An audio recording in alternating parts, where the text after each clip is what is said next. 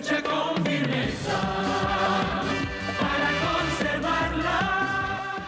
Este proceso electoral seguramente será estudiado en los libros de historia, creo yo, porque tenemos candidatos de lo más variopinto, ¿no? Candidatos que aparecen, que los quieren promocionar, a otros que les encuentran la tesis y que no era la tesis, pero hay los candidatos que también podrían pertenecer a un club privado, por llamarlo de alguna manera. El club de los que serán investigados por los problemas de corrupción en el Brasil. Señor director, presente usted el tercer tema de la noche.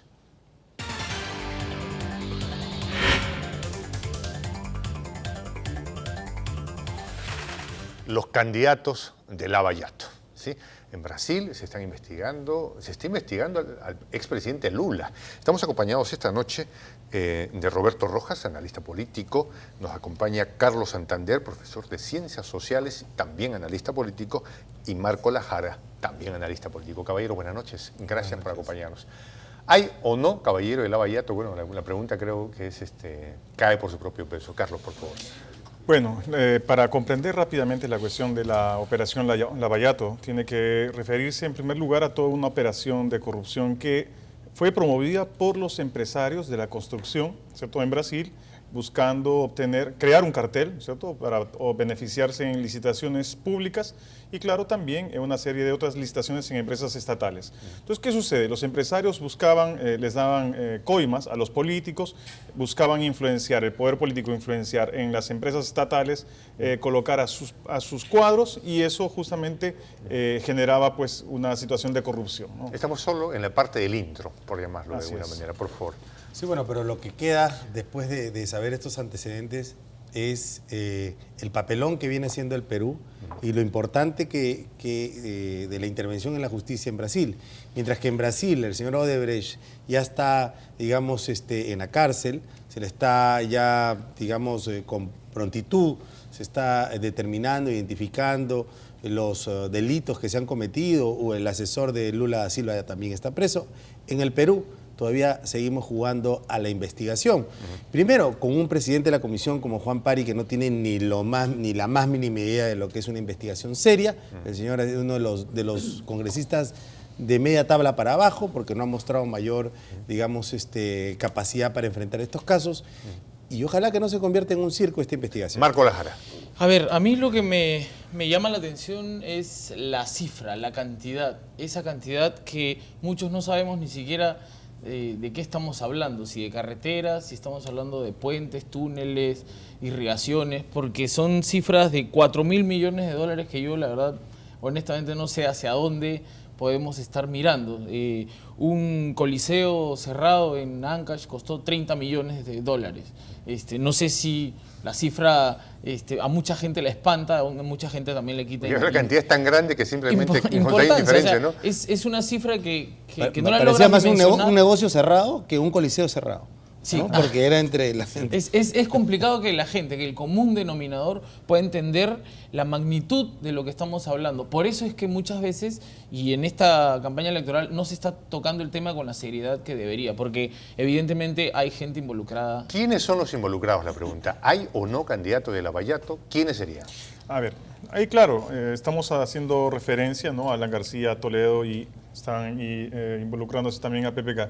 Pero hay un problema, a diferencia del caso de Brasil, y eso yo creo que es muy importante tenerlo en cuenta, es de que en Brasil ha habido gente que ha testimoniado, ¿cierto?, públicamente sobre los casos de corrupción de las coimas. En el Perú no hay nadie hasta el día de hoy que haya declarado, correcto, ¿no es cierto?, que haya declarado, mire, sí, yo le di a tal político tanta cuantía para tal licitación. Entonces, por eso que esa es una de las mayores dificultades para poder, primero, o sea, indiciar a alguien, ¿no?, de forma mucho más clara. Segundo, el país no tiene controles sumamente eficientes para, por ejemplo, rastrear el dinero que muchas de las empresas constructoras, por ejemplo, colocaban en el exterior. Entonces, no sabemos qué políticos tienen cuentas en el exterior y que podrían estar operando la corrupción. Ahora, ¿no? sí, por favor. Pero sí estamos claros, por ejemplo, que nos debería llamar la atención a todos los peruanos, es porque no invitan al señor José Graña, dueño de la empresa Graña y Montero y accionista, uno de los accionistas principales de Diario El Comercio, a que vaya, por ejemplo, al comercio y explique. ¿Por qué el hombre fuerte del grupo mediático no va al Congreso? Exactamente. Además hay una cosa. Estas empresas brasileras, Andrade Gutiérrez, Oderbes, etcétera, OAL, no pueden hacer negocios si no tienen una empresa estratégica en el país donde van a desarrollar las actividades. Y en este caso, Graña es la que participa en esos montos fabulosos que acaba de decir Marco Lajara, esos 4.000 millones, intervienen casi en todos los procesos. Entonces, a quien deben de llamar es el señor Graña. ¿Por qué nadie lo ha investigado? ¿Por qué nadie le ha dicho, señor Graña, vaya usted y explíquele al país qué es lo que ha pasado en la relación comercial que ha tenido con el grupo? Bueno, en todo caso el tema se va ampliando porque serían los candidatos de Lavallato y los empresarios mediáticos de Lavallato. Sin embargo, si me permites, tenemos un tema aquí. No tenemos manera de señalar a nadie porque no hay una investigación penal en curso, civil menos, tengo entendido, ¿no? Entonces, lo único que tenemos es una comisión investigadora que va hablando muy de bajo perfil. ¿Sí? Claro, que busca más visibilidad. Pero lo que sabemos es que los que estarían en todo caso siendo investigados serían los gobiernos de Toledo, de Alejandro Toledo, de Alan García, y las resoluciones o los ejercicios de poder de Pedro Pablo Kuczynski. Correcto. ¿Podríamos decir que estos son los candidatos de Lavallato y qué intereses podrían tener? A ver, son quizás de los pesos pesados de la campaña. Y sí creo que la monstruosidad de plata está tan diversificada que yo creo que todos los actores del sistema básicamente de denuncias de corrupción, están metidos en el tema, han recibido plata, han recibido favores, han recibido ventajas a partir de que estas empresas lograron operar en este país, y por ello es que el silencio se expande, el silencio cunde, y yo no creo que Juan Pari tenga la capacidad para enfrentarse a un monstruo como este. Juan Pari tiene 2 leyes, ojo, quiero que el país lo sepa. Juan Pari en toda su gestión ha logrado 2 leyes. O sea, si no sabe siquiera legislar, difícilmente va a saber fiscalizar. Claro, o sea, lo que sí hay un dato, una evidencia clara, es de que las empresas brasileñas le pagaban coimas a los políticos. De eso no hay dudas. Y aquí en el Perú no sería diferente. En el Perú también habrían reproducido esa misma práctica para obtener licitaciones. El asunto es de que, sabiendo de que para ganar una licitación había que comprar políticos, la cuestión es, y el público tiene que sacar su conclusión, si nuestros políticos son tan honestos como para no haberse dejado comprar, ¿no?, por las empresas brasileñas. Nos has hecho una pregunta bien cruel, Carlos. Claro. Déjame decirte. Entonces, el público tiene que sacar sus conclusiones. Si sabemos que en Brasil practicaban de esa forma, ahora la cuestión es saber en qué medida nuestros políticos, todos aquellos que han sido mencionados, realmente son tan honestos como para no haber realmente pecado Yo diría quizás los reflectores estén en los candidatos presidenciales, pero no nos olvidemos de la Municipalidad de Lima, gran contratista de empresas brasileras para hacer todo este tema de la línea amarilla, ¿no? Que es un tema... Y algunos presidentes regionales. Que ahí sí debería entrar un poco más... yo no sé si la prensa como tal... Pero sí creo que colectivos ciudadanos Roberto, entrar, ¿no? Es que la prensa de pronto, la gran prensa, la debería ser investigada. Sí, claro. En este tema en particular, sin duda, pero ahí aparecen los colectivos. Pero, insisto, la cifra es tan desproporcionada que yo creo que el ciudadano común está perdido y dice, yo acá no tengo nada que hacer, es una pelea de gringos. Y por lo tanto se abre o se aparta del comentario. Pero ¿no? parte también porque los ciudadanos no tomamos conciencia. Yo recuerdo cuando este proyecto que inicialmente iba a costar 450 millones de dólares, en el gobierno del señor García pasó a costar 3 veces más. El tramo 3, el tramo 4 se infló de una manera espectacular. Y todos nos miramos y nadie dijo por qué se hizo. Es más, se iba a crear una comisión investigadora al señor Toledo para preguntarle por qué había presupuestado tan poco. O sea, todo lo contrario de lo que debería de pasar. Y además, un dato adicional que me parece muy relevante. En todos estos casos, por ejemplo, en el último que ha habido de la refinería de Talara, donde se han incrementado 3.000 millones de dólares y nadie dice nada, están detrás los lobbies que permanentemente pululan cerca a Palacio de Gobierno y que parece a nadie interesar. Buenas noches, gracias por llamar. Adelante, le escuchamos. Aló, buenas noches, adelante, le escuchamos. Buenas noches. Disculpe usted, la única manera para entrar a su programa es, diciendo que me voy a ocupar del tema que están en referencia a ustedes, pero no es así. Lo que quiero decir, desde ayer incluso, en el momento que estaba el doctor Ibaceta, quise hacerles esta denuncia, ¿no?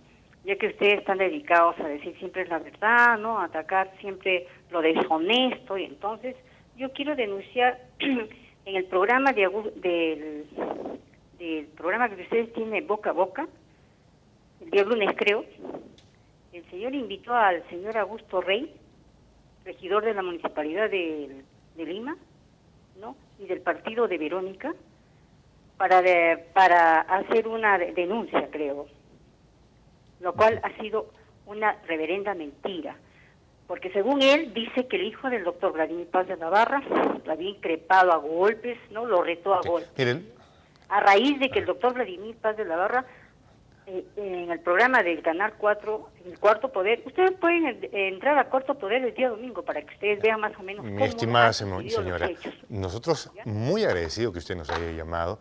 Y sí, nosotros abrimos los teléfonos para que ustedes puedan participar libre, abierta y democráticamente sobre el tema, porque presentamos temas variados. Porque también sería bonito que se hablen de pronto de lo que espontáneamente los televidentes quieran. Sin embargo, eso nos haría perder el sentido y un objetivo donde digamos. En todo caso, le pedimos que ese tema lo podamos hablar en el programa de Boca a Boca, que me parece también un espacio donde usted pueda sentir y expresar su idea. Buenas noches, gracias por estar con nosotros. Adelante, le escuchamos. Ya, aló. Sí, brevemente, por Ya, favor. señor.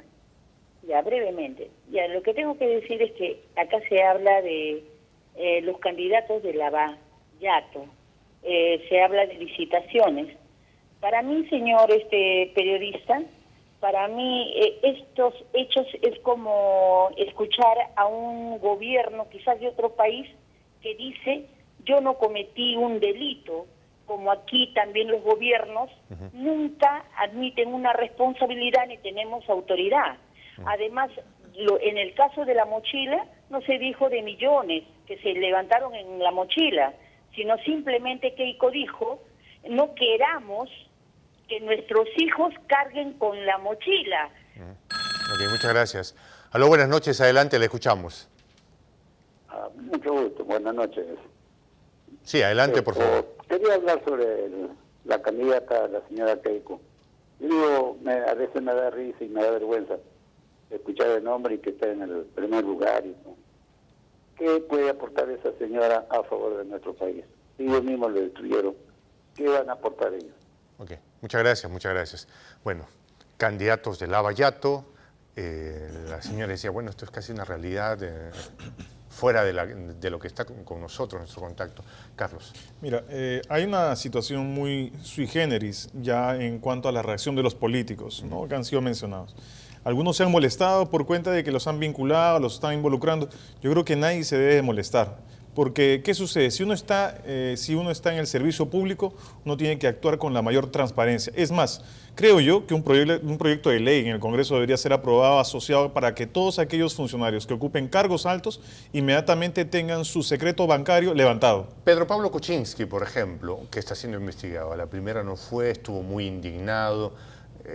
¿Qué mecánicas hay en torno a este candidato? Bueno, quien no la debe, no la teme. O sea, yo creo que todo ciudadano tiene que colaborar para esclarecimientos, dada la situación de evidencia de corrupción en Brasil. Entonces, a mí me parece que desde el punto de vista político no me parece muy inteligente negarse a participar. Yo creo que todos tienen que participar con relación a esclarecer hechos de corrupción. Roberto Alejandro Toledo va complicado de dos maneras, porque su ministro también estaría involucrado en el tema de Lavallato. Claro, pero veamos cómo funciona en Brasil, cómo funcionó la investigación. Llega la policía, interviene en la casa de la señora Simpson, inmediatamente encuentran indicios y buscan a los colaboradores eficaces, caen presos las personas que están involucrados directamente, un asesor del presidente cae inmediatamente. Acá, ¿qué es lo que hay? Acá hay un señor Pari, ¿no es cierto?, que tendrá la voluntad, no le voy a desdeñar la voluntad que pueda tener, pero de la forma más, me parece hasta torpe, trata de tener un protagonismo excesivo que le hace daño a la propia investigación, cuando quien debería de funcionar realmente es la Fiscalía. El Ministerio Público debería de actuar a cada uno de los involucrados y directamente, pero esa Fiscalía que no sanciona hasta ahora al señor, por ejemplo, al señor Peláez, ¿Cuánto tiempo tiene el señor Pelado investigando? O sea, ¿hay alguien que se esté preocupando en cómo es posible que el ex fiscal de la Nación no tenga ningún tipo de sanción? Mira, nosotros hemos visto y hemos sido testigos como Martín Belaúnde fue investigado por Marisol Perestello y la comisión que ella presidió. Nosotros en Ancash tuvimos a este congresista de Acción Popular, Mesías Guevara, que intentó hacer una investigación y en esa investigación de Ancash aparecía una carretera a Chacas que terminó costando 400 millones, hecha por Odebrecht, cuando su presupuesto original era 140. Las ampliaciones tienen de 20, 30 y 40%, no de 300%. Pero ¿En el gobierno de César Álvarez y en este gobierno del presidente Humala. O sea, porque eso ha tenido que pasar por el Ministerio de Economía también. Sí, claro, sin duda. Por ese nivel de monto es una licitación internacional. Correcto. Entonces no estamos hablando solo de un gobierno regional, sino de un candidato o de un presidente. Correcto, pero lo grave del tema es que tú investigas 40 licitaciones en donde hay hospitales, donde hay coliseos, pero no la carretera hecha por Odebrecht. O no el túnel trasandino hecho por Odebrecht. Entonces, eso sí merece una atención. Y en Ancash, evidentemente, necesitamos explicación, pero no hay a quien tocarle la puerta. Ya Ollanta nos abandonó hace algún tiempo, porque nos puso inclusive de ejemplo a César Álvarez como un cuidador de la ciudadanía. Marco, y lo otro es, ¿qué hace el señor Contralor? O sea, ¿cuál es la posición de FACUR? Que me parece que es bueno para generar debates, pero muy malo para ser eficiente en el control de la cosa pública. Y ahí estamos viendo esa gran deficiencia. Tenemos una Contraloría que está más pensando en mirar los procesos que en adelantarse en el delito. Porque esto es evidentemente una obra que está inflada en 400%. Es lógico que con un peritaje sencillo de cualquier colegio de ingenieros de Ancash o de Lima va a saltar a la luz. Carlos, Roberto dice algo. ¿Qué hace la Contraloría? Y para algunos la respuesta, él mismo la dijo, se dedica a organizar eventos precisamente para que vayan a exponer sobre el tema de corrupción a aquellos que están siendo investigados en el tema de Lavallato. Claro, debería funcionar una dinámica tal vez con mayor autonomía, con mayor eficiencia, ¿no? Como se ha dicho aquí. Ahora la cuestión está de que muchos de esos dineros tal vez no estén ni siquiera en el Perú, porque como se ha verificado en Brasil, ¿cierto? Muchos de los dineros, las coimas eran pagadas en el exterior. Entonces existe obviamente una tarea titánica que es necesario comenzar a ser hecha en el país, o sea, comenzar a buscar, rastrear, ¿no? todos esos posibles montos que han sido pagados por Odebrecht o por las empresas ¿Tú crees que ese dinero está llegando a la campaña? Vaya, o sea, controles no hay. Yo pregunto algo acá al panel. No hay controles. ¿Cuál es la presencia? ¿Qué hace Fabre acá en el Perú? ¿Quién le paga a Fabre? Porque no solamente es el dinero del señor Acuña. ¿Por qué el señor Fabre la asesoraba a la señora Villarán? ¿Por qué la relación entre Villarán y Palacio de Gobierno en la defensa, tanto para el no y para las elecciones? Fabre. ¿Qué hace Fabre en medio de toda esta situación? Podríamos hablar entonces no solo de los candidatos de Lavallato, sino de los asesores de Lavallato. El señor Fabre ha sido también citado al Congreso para responder sobre el tema. Sin duda, y hoy día Klimper estuvo justificando la offshore que termina financiando la campaña de Keiko. Lo más probable es que el tipo, dado el nivel que tiene de manejo de millones y de conocimiento financiero, inclusive con relaciones internacionales, sea el único capaz en ese partido que es capaz de explicar cómo funciona una offshore. Le preguntas al público, lo sacas al aire, ¿qué es una offshore? Lo más probable es que muy pocos conozcan de esta mecánica, pero no existe el nombre, el apellido y el registro, la cédula de quién está donando, quién está aportando estas campañas. Y no tengo dudas que viene de dineros de la corrupción. Porque en los tiempos de Fujimori también hubieron empresas brasileñas en inversión nacional. O sea, viene desde la época de Velasco en realidad. ¿Sí? Caballeros, permítanme, tenemos llamadas del público. Buenas noches, gracias por llamar. Adelante, le escuchamos. Buenas noches. Yo quisiera que tomen en cuenta también el asunto de la obra que se está financiando por el gobierno chino de la transoceánica Perú-Brasil. Tengo entendido, y según estoy estudiando el asunto, Estados Unidos está tratando de bloquear esta inmensa y fenomenal obra que se va a realizar acá en Sudamérica. Entonces lo que está tratando es de desestabilizar el gobierno brasilero e incluso acá formar lobbies para que se bloquee y se trunque esta gran obra que se va a realizar. Bueno, supongo que es en referencia al ferrocarril transoceánico, ¿no? Buenas noches, gracias por llamar. Adelante, le escuchamos. Buenas noches.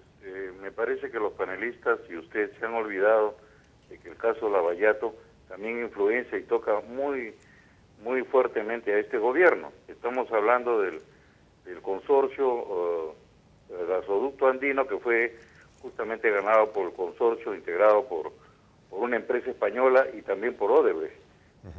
Ok, muchas gracias, muchas gracias. Buenas noches, adelante, le escuchamos. Sí, buenas noches. Sí, adelante, por favor. Sí, más que todo quisiera decir que los candidatos son de los medios de información, porque como Toledo, Humala, y así como quisieron poner a Nadine, incluso al mismo Gastón, por eso que no investigan nada de los actos de corrupción. Ok, muchas gracias, muchas gracias. Parece que la lista se ha ido ampliando, porque comenzamos diciendo los candidatos de Lavallato. Entonces, Roberto dijo, no solo los candidatos, están los medios de comunicación con importantes intereses metidos en el asunto, y luego dice, no solo, el actual presidente también podría estar, y luego salió el asesor. O sea, la cosa está tan grande, ¿qué impresión tiene? Sí, pero yo quisiera hacer recordar algo, que el presidente que tuvo la mayor relación y la mayor cantidad de visitas de parte de los empresarios brasileños fue el señor Alan García. Fue el mismo que recibió Cristo del Pacífico de manos de la empresa Odebrecht. Y además fue Alan García quien hace poco, 6 meses, en una entrevista vía web que le hace el analista Vázquez Kunze, le habla sobre el tema, le dice, el Diario del Comercio ha detallado que usted ha asistido a tales reuniones con los empresarios brasileños. Y él dice, no lo sé, pregúntele al señor Graña, él tiene mejor la información que yo. Punto, se acabó. De ahí para adelante ya no ha habido más investigación, ya no ha habido más preguntas sobre ese tema. Yo sí creo que detrás de esto hay un grupo muy importante que está tratando de silenciar el tema y que quiere solamente llevar la investigación por el camino que ellos quieren. Carlos. Sí, yo creo que el Congreso debería tomar realmente cartas en el asunto. Yo creo que es necesario comenzar a pensar en la posibilidad de revisar todas las concesiones que se han otorgado aquí en el país, desde Toledo, por decirlo en términos mucho más claros, porque realmente las empresas, para ganar licitaciones, se demuestra, obviamente a partir de todas estas evidencias, que han invertido dinero sucio para poder conseguirlas. Entonces eso torna sumamente sospechosa todas esas concesiones entregadas en el Perú, ¿no? Y el tema es excesivamente sencillo. Mira, cuando llegó la gente de la Comisión Ancash a Chimbote a averiguar estos temas, yo me reuní con uno de los asesores y les expliqué que era muy sencillo entrar al portal de OCE, ver la empresa ganadora, sacar de registros públicos la constitución de esa empresa, ir a la notaría donde se constituyó la empresa y encuentran las personas naturales que... Pero eso, Marco, de lo que tú dices, me parece fabuloso y es lo que faltó en el último debate sobre el tema de anticorrupción. Si tuviéramos la posibilidad de tener un portal, un gobierno electrónico,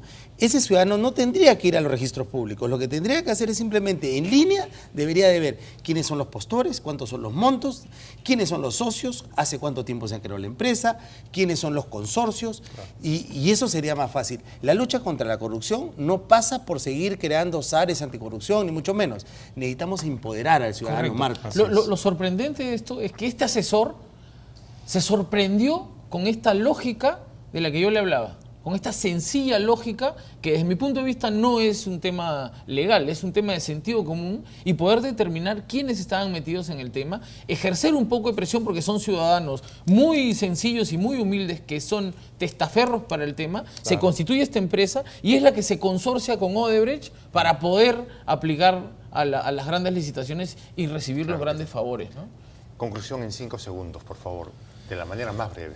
Bueno, yo creo que los candidatos tienen que transparentar sus actos de hoy, pero también los que le han precedido, y creo que la única manera es teniendo instituciones fuertes que fiscalicen. No creo en el Congreso, pero sí creo que la Fiscalía debe tomar su tarea pendiente de fiscalizar e investigar a todos los políticos que han tenido alguna cosa que ver con licitaciones. Marco Aljara. Yo creo que miren bien por quién van a votar. El tema es la persona. Ahí está el secreto de a quién vamos a llevar a la Plaza de Armas para que nos dirija, ¿no? Se ha agotado el tema, nosotros volvemos después de la breve pausa. Janine, adelante con las noticias. Lucha, estudia, lucha con firmeza.